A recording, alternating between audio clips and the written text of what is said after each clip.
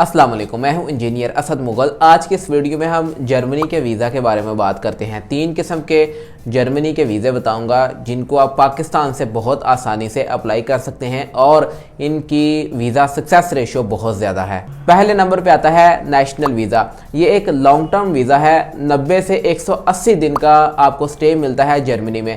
इसका एक और फ़ायदा यह है कि इस वीज़ा के ऊपर आप शेंगन के तमाम कंट्रीज़ को भी विजिट कर सकते हैं। दूसरे नंबर पे आता है जर्मनी का जॉब सीकर वीज़ा, यानी कि अगर आप बेरोज़गार हैं और जॉब की तलाश में हैं तो आप जर्मनी जाके अपने लिए जॉब तलाश कर सकते हैं इस वीज़ा के ऊपर। इसका भी ड्यूरेशन ऑफ स्टे 90 दिन है, मगर इस वीज़ा को हासिल करने के लिए आपके पास एक प्रोफेशनल डिग्री का होना ज़रूरी है। तीसरे नंबर पे आता है बिजनेस वीज़ा।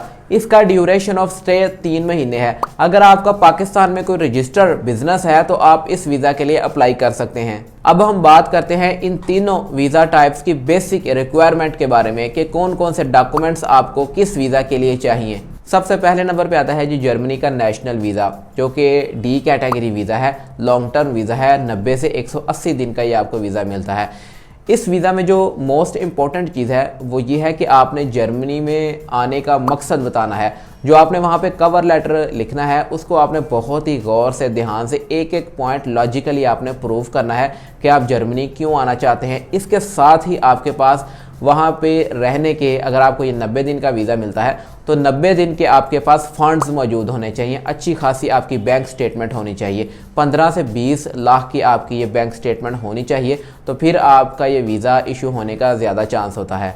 अगर आपके पास जर्मनी में कोई स्पॉन्सर मौजूद है तो फिर बैंक स्टेटमेंट ज़्यादा मैटर नहीं करती। इसके अलावा बाकी डॉक्यूमेंट सेम है जो कि हर वीज़ा एप्लीकेशन के साथ आपको लगाने पड़ते हैं, जिसमें आपका पासपोर्ट आ जाता है, CNIC है, बैंक स्टेटमेंट है, फ़्लाइट रिजर्वेशन है, होटल बुकिंग है। ये सारे डॉक्यूमेंट्स तो आपने हर वीज़ा एप्लीकेशन के साथ लगाने ही होते हैं। मैं नीचे डिस्क्रिप्शन में लिंक डाल दूंगा, आप वहाँ पे जाके इस वीज़ा की मुकम्मल डिटेल पढ़ सकते हैं। फॉर्म डाउनलोड करके फिल करके तो इस वीज़ा को अप्लाई कर सकते हैं। इसकी जो फ़ीस है वो तकरीबन 80 यूरो है। अगर हम उनको पाकिस्तानी रुपीज़ में कन्वर्ट करें तो तकरीबन 25,000 रुपये बनते हैं। इसके अलावा आपने हेल्थ इंश्योरेंस लेनी है 30,000 यूरो की, जो कि आपको ऑनलाइन 2-3 हज़ार रुपये में मिल जाएगी। तो टोटल इस वीज़ा का जो खर्चा है वो तकरीबन 30,000 रुपये के करीब आएगा अगर आप इसको खुद अप्लाई करते हैं। दूसरे नंबर पे आता है जी जॉब सीकर वीज़ा, यानी कि अगर आप बेरोज़गार हैं और जॉब तलाश करना चाहते हैं जर्मनी में, तो जर्मनी आपको ये अपॉर्चुनिटी देता है कि आप उनके मुल्क आके जॉब तलाश कर सकते हैं, जॉब हंट कर सकते हैं। जॉब सीकर वीज़ा के लिए जैसे कि मैंने पहले आपको बताया कि आपके पास एक प्रोफेशनल डिग्री होनी चाहिए और उसी डिग्री से रिलेटेड आपके पास 5 साल का, कम अज़ कम 5 साल का एक्सपीरियंस होना चाहिए। आपके सारे डिग्रीज HEC से अटेस्टेड होनी चाहिए। अगर आप मूफा से भी इनको वेरीफाई करवा लेते हैं तो बहुत अच्छी बात है।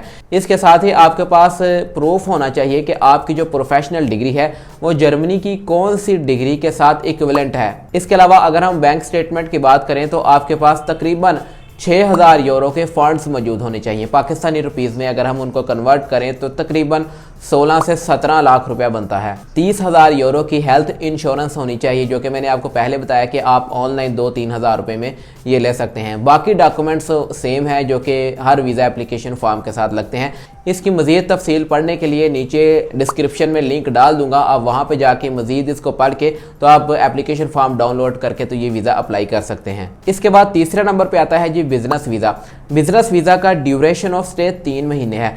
इसकी जो बेसिक रिक्वायरमेंट है वो ये है कि आपका पाकिस्तान में रजिस्टर्ड बिजनेस होना चाहिए। Chamber of commerce and industry की मेंबरशिप आपके पास होनी चाहिए। FBR की आप रिटर्न्स बेचते हो।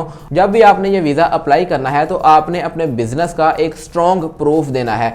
स्ट्रॉन्ग प्रूफ आप लेटर ऑफ रिकमेंडेशंस की सूरत में दे सकते हैं। चैम्बर ऑफ कॉमर्स की रजिस्ट्रेशन जो मेंबरशिप है आपके पास उसके डॉक्यूमेंट्स लगा सकते हैं। टैक्स रिटर्न्स की जो कापियाँ हैं उनको लगा सकते हैं। इसके साथ ही आपने ये बताना है कि आप जर्मनी में कौन सी कॉन्फ्रेंस या किस मकसद के लिए जा रहे हैं, आपने वहाँ पे कौन सी बिजनेस एक्टिविटीज़ करनी है। ये सब कुछ आपने वीज़ा एप्लीकेशन के साथ जो आपने कवर लेटर लगाना है वहाँ पे तफसील से लिखनी है। इसकी मज़ीद तफसील देखने के लिए मैं नीचे डिस्क्रिप्शन में लिंक डाल दूंगा, आप सारी तफसील गौर से पढ़ के तो वहाँ से फॉर्म डाउनलोड करके तो इस वीज़ा के लिए भी अप्लाई कर सकते हैं।